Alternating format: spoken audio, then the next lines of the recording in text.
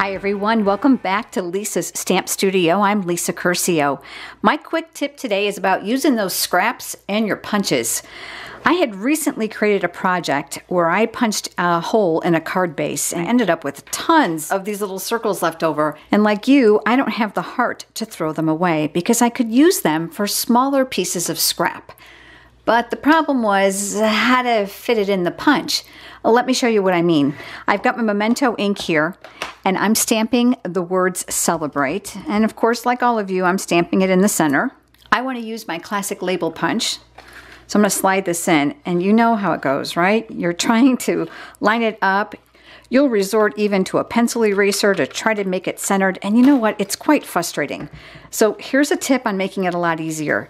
Take a Post-it note, and that sticky edge, place it in the top corner of your cardstock, and then slide your punch in and look, center it exactly where you want it, and then punch it out.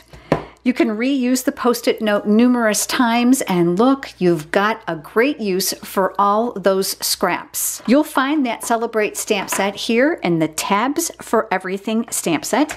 If you don't already have a Stampin' Up! Demonstrator and you're interested in Stampin' Up! Products, I would be happy to send you either the annual or holiday catalog, or both, complimentary. Just leave me a comment below.